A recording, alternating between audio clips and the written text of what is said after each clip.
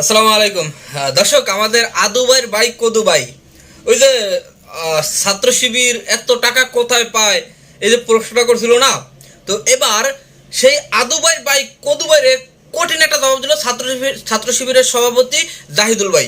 দর্শক, আপনারা জাহিদুল ভাইয়ের কথাগুলো শুনলে রীতিমতো অবাক হয়ে যাবেন যে উপযুক্ত এত সুন্দর এত শালীন ভাষায় এভাবে যে আসলে জব মানে বাস দেওয়া যায় কাউরে। তো আপনারা জাহিদুল ভাইয়ের কথাগুলো শুনলে আপনারা বুঝতে পারবেন। তো আজকে আপনাদের সেই জাহিদুল ভাইয়ের কথাগুলো শোনাবো। তার আগে আপনাদেরকে বলে নেই, যারা এখন পর্যন্ত আমার এই চ্যানেলটি সাবস্ক্রাইব করেন নাই, তো অবশ্যই চ্যানেলটি সাবস্ক্রাইব করে পাশে থাকা বেল আইকনটি বাজিয়ে দিবেন প্রতিনিয়ত সবার আগে আপডেট নিউজগুলো পেতে।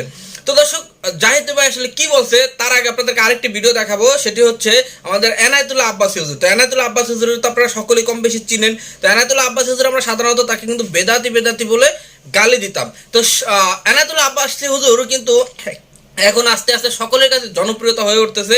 এনায়েতুল্লাহ আব্বাসী হুজুর তিনি কিন্তু প্রায় একটা সময় ভাবতাম যে তিনি জামাত শিবিরের বিরুদ্ধে, কিন্তু বর্তমানে তার যে কথাবার্তাগুলো, তার ভূমিকাগুলো, তার অ্যাক্টিভিটিসগুলো কিন্তু জামাত ইসলামের পক্ষে যাইতেছে, ছাত্র শিবিরের পক্ষে যাইতেছে। তো এই এনায়েতুল্লাহ আব্বাসী হুজুরকে একজনে প্রশ্ন করছিল যে ছাত্র শিবির আসলে এত টাকা পায় কোথায়। তো এনায়েতুল্লাহ আব্বাসী হুজুর কিন্তু খুব সুন্দর একটা জবাব দিয়েছে। আজকে সেই ভিডিওটা আপনাদেরকে দেখাবো।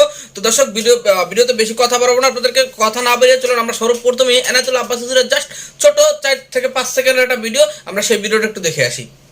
ঢাকা ইউনিভার্সিটিতে শিবির মাসব্যাপী ইফতার বিতরণ করে, ছাত্র শিবির এত টাকা কই পায়? ছাত্র শিবির তাদের কর্মীদের কাছ থেকে এ আনত নেয়। এর জন্য তাদের ফান্ড খুব শক্তিশালী, সেই ফান্ড থেকে তারা ইফতার দিতেই পারে, এটা একটা স্বাভাবিক বিষয়। তো দর্শক, আপনারা দেখতে পাচ্ছেন যে এনায়েতুল্লাহ আব্বাস হুজুরের প্রশ্ন করা হয়েছে যে শিবির এত টাকা পায় কোথায়। তো এনায়েতুল্লাহ আব্বাস হুজুর খুব সিম্পলি ভাবে উত্তরটা দিয়েছে যে শিবির একটা বড় সংগঠন করে, তারা কিন্তু টাকা দিয়ে শিবির করে। তো সেই জায়গা থেকে কিন্তু শিবিরের একটা আয়ের উৎস পাওয়া যায়। এবং পাশাপাশি কিন্তু দর্শক, শিবিরের আয়ের উৎস কিন্তু আরো একটা আছে, সেটি হচ্ছে শিবির একটি এডুকেশনাল দল, আপনারা সকলে মোটামুটি ভালোভাবে জানেন। তো সেই ক্ষেত্রে শিবিরের কিন্তু অনেক মেধাবী স্টুডেন্ট আছে যারা প্রতিনিয়ত লেখালেখি করে এবং সাংগঠনিকভাবে কিছু লেখালেখি করে, এবং সাংগঠনিক প্রকাশনী আছে যেখানে তারা বই বিক্রি করে। তো সেই বই বিক্রি করার মাধ্যমে কিন্তু এটা ব্যবসা। তো সেই বই বিক্রি করার মাধ্যমে কিন্তু তারা অনেকটাই টাকা উপার্জন করতে পারে, এবং সেটাও কিন্তু শিবিরের আয়ের একটা উৎস। তো দর্শক, চলুন এবার আমাদের জাহিদুল ভাই, শিবিরের সভাপতি, তিনি আসলে ছাত্রদলকে উদ্দেশ্য করে কি জবাবটা দিয়েছে, আমরা চলুন স্ক্রিন ভিডিওটা দেখে আসি। এছাড়া ছাত্র শিবিরের সংবিধান বইতে স্পষ্ট উল্লেখ আছে আয়ের উৎস কি। শুধু আয়ের উৎস না, আমরা ব্যয় কোথায় কোথায় করে থাকি সেই উৎসগুলো সেখানে বলা আছে, এবং হিসেব কিভাবে মেনটেন করা হয় মজার বিষয় হলো সেটাও আমাদের সংবিধানে লেখা আছে। আপনারা গুগলে সার্চ করলে সেটা পেয়ে যাবেন। শিবিরের টাকার উৎস হচ্ছে সবার পকেট, অর্থাৎ আমার পকেটেরও শিবিরের টাকার উৎস রয়েছে। আবার আমাদের যারা সুদী শুভাঙ্গী রয়েছে, বিশেষ করে আপনারা জানেন যে ৭৭ সাল থেকে প্রায় ৪৮ বছর শিবিরের বয়সে উপনীত হয়েছে।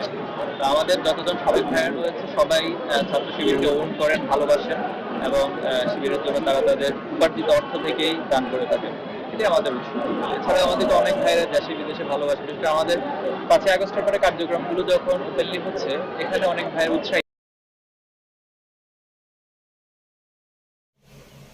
তো আপনারা এখানে জাহিদুল ভাইয়ের কথাগুলো শুনতে পাচ্ছেন যে জাহিদুল ভাই আসলে কি জবাবটা দিয়েছে। তো জাহিদুল ভাই এই জবাবটা কিন্তু রিসেন্টলি না, এই জবাবটা আরো অনেক আগে থেকেই দিয়েছে যে ছাত্র শিবিরের আয়ের উৎস কি। তো দর্শক, আপনারা সম্পূর্ণ ভিডিওটি দেখতে পেলেন। সম্পূর্ণ ভিডিওটি দেখে আপনাদের মূল্যবান মতামত কিন্তু অবশ্যই কমেন্ট বক্সে জানিয়ে যাবেন যে আদু ভাইয়ের ভাই কদু ভাই তিনি যে প্রশ্নটা করছে ছাত্র শিবিরকে নিয়ে, সেই প্রশ্নের জবাবটা কিনা উপযুক্ত হয়েছে কিনা, তো অবশ্যই আপনাদের মূল্যবান মতামত কমেন্ট বক্সে জানিয়ে দেবেন। দর্শক, আজকের মতো ভিডিওটা এখানে শেষ করছি। দেখা হবে পরবর্তী অন্য কোনো ভিডিওতে। সেই পর্যন্ত ভালো থাকেন, সুস্থ থাকেন, আল্লাহ হাফেজ।